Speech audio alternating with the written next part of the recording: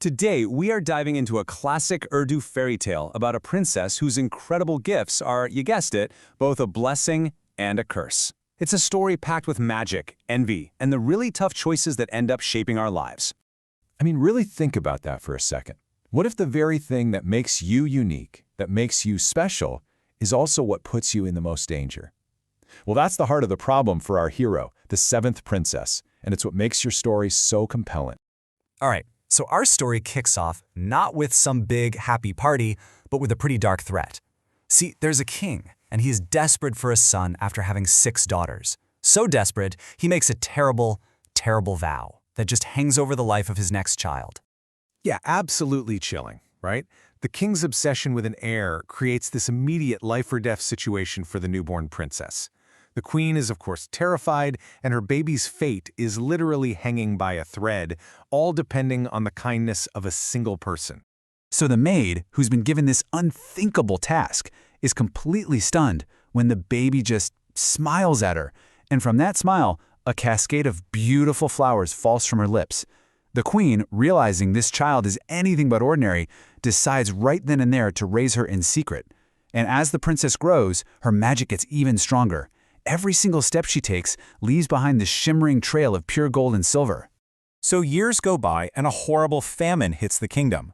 The treasury is completely empty. The queen has no choice but to reveal the secret stash of gold and silver.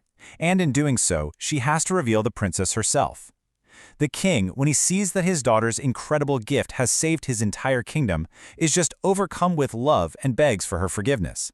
But here's the twist. While she finally gets her father's love, she also lights this dangerous fire of jealousy in her 6 older sisters. In an attempt to keep things peaceful, the king builds the princess her very own palace. But her quiet, isolated life is about to get a major shakeup. Her father is about to go on a long journey, and he asks each of his daughters what gift they'd like him to bring back. It's such a simple question, but it's about to change everything. Now, her sisters all ask for things like jewels and fancy clothes, but the princess, she has a one-word request: sabr. The messenger, not really getting it, just relays the word to the king, thinking it's the name of an object. The king is confused, but he promises he'll find it for her. And this is where the story gets really clever, because sabr is the Urdu word for patience. The king eventually finds this mysterious box with the word sabr written on it. But what the princess is about to find out is that she's going to need the virtue of patience just as much as the gift itself.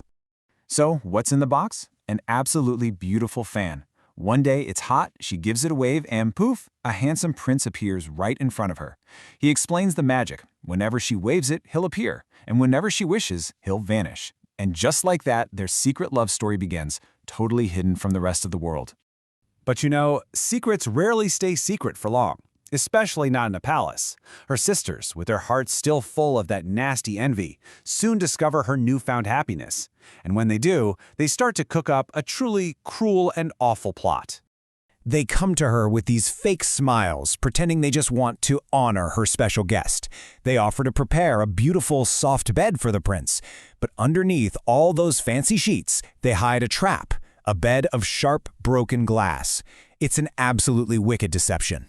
The princess, trusting her sisters, summons the prince. The moment he lies down, the glass shards tear into him. She's in a state of absolute horror, seeing him bleeding everywhere, and her only thought is to get him to safety.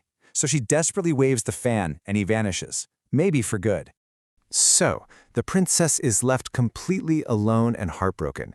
Day after day, she waves the fan, hoping, praying he'll return. But he never does. But instead of just giving up, she makes this incredibly brave choice. She decides she is going to find him and save him herself. And this, right here, is her true transformation.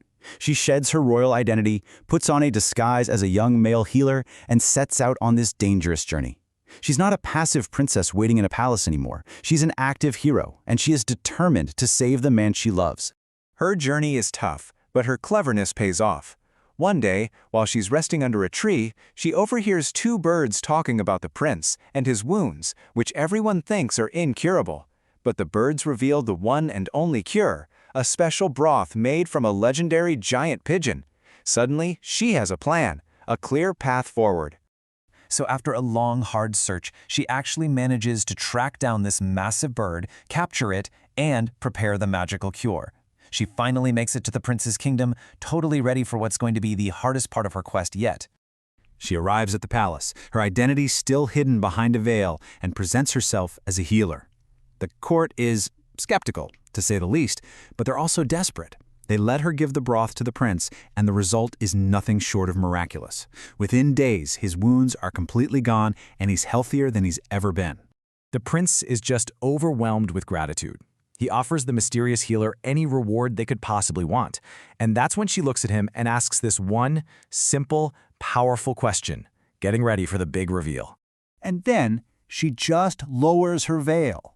In a single instant, everything changes. The young healer is gone, and standing there is the princess he thought he'd lost forever. You can just imagine the scene, right? The prince is overjoyed, the entire court is completely stunned. A massive wedding is planned, a celebration that goes on for 7 days and 7 nights. And in her very first act as a future queen, the princess does something remarkable.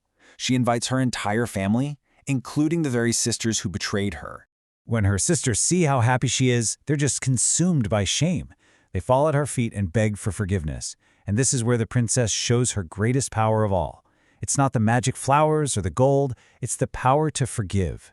She forgives them completely, breaking that horrible cycle of jealousy that nearly destroyed everyone. It's a choice that shows her true strength. And so her story comes full circle. It was her own personal journey, from being a hidden secret to a determined hero to a forgiving queen that finally transformed her gifts. That magic that was once a source of danger and secrecy, now it's just a reflection of her happiness. Her laughter creates flowers of joy, her steps bring fortune to her new kingdom, and her fan, well, it no longer summons a secret love, but instead spreads happiness to everyone. It really makes you think, doesn't it? The princess had this incredible built-in magic, but her most powerful act, the one that really sealed her happy ending, wasn't a gift she was born with. It was a choice. The choice to fight back, to persevere, and, in the end, the choice to forgive.